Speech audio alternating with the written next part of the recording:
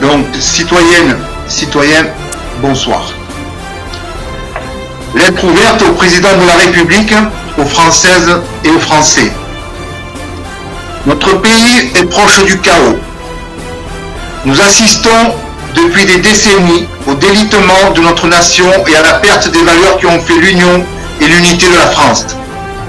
La perte d'identité, de souveraineté, les promesses successives des hommes politiques qui nous ont dirigés ont eu raison de la confiance des Français. Au-dessus des programmes des partis, le fondement a été de poursuivre une politique de fragilisation de l'État et du pacte social français qui devenait encombrant pour le mondialisme. L'affaiblissement de l'État, les crises successives ont amené à un effondrement moral, social et économique.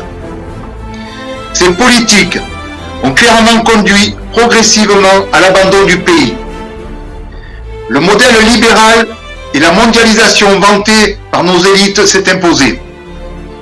Il devait apporter plus de partage, de fraternité, plus de progrès. Il devait apporter un avenir meilleur. Nos élites et nos politiques gouvernants ont failli. Ils ont laissé la finance mondialisée s'imposer. Ils ont abandonné nos campagnes et concentré leurs efforts sur les métropoles. Nos campagnes se sont vidées.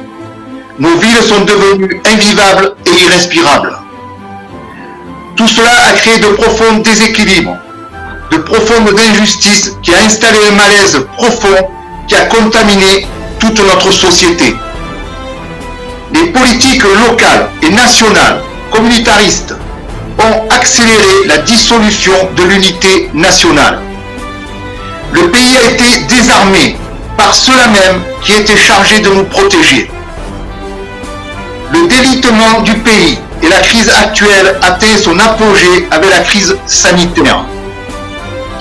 Ce n'est pas la faillite de l'État napoléonien ou gaulien.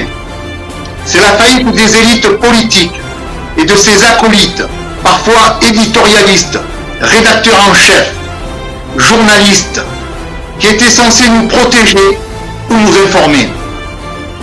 Toutes celles et ceux qui ont contribué à la situation actuelle ne peuvent plus être légitimes à être les artisans du redressement de la grande maison France.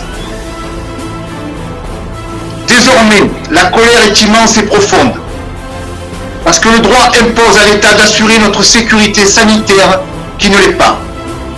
Parce que le droit impose à l'État de veiller à la sécurité des personnes et des biens. Parce que le droit impose à l'État de ne pas avoir de zone de non-droit. Nos gouvernants ont dépouillé l'État en déposant les armes face aux menaces sur notre identité, face aux menaces de notre souveraineté, face aux menaces sur notre santé, face aux menaces sur notre économie.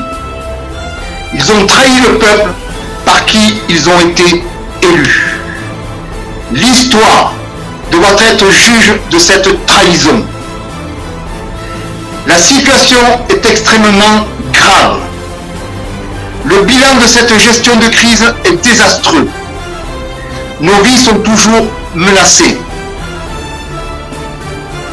Le choc économique qui va suivre va être dévastateur. Les risques insurrectionnels sont réels. Dans ces conditions et eu égard de la gravité de la situation, nous appelons à une transition politique. Cette transition passe par la démission du président de la République et de son gouvernement. Le Premier ministre doit être remplacé par 3 personnes d'autorité, 3 piliers. Nous appelons le général Pierre de Villiers, le général Didier Tauzin, le général Bertrand Soubelet. Ils auront à composer un gouvernement de transition et s'entoureront de toutes les compétences nécessaires au redressement du pays. Ce gouvernement aura à mettre en place une nouvelle constitution en vue de l'avènement de la première démocratie. Leur mission réalisée, ils quitteront leurs fonctions et redeviendront des serviteurs de la France à l'échéance 2022. Merci.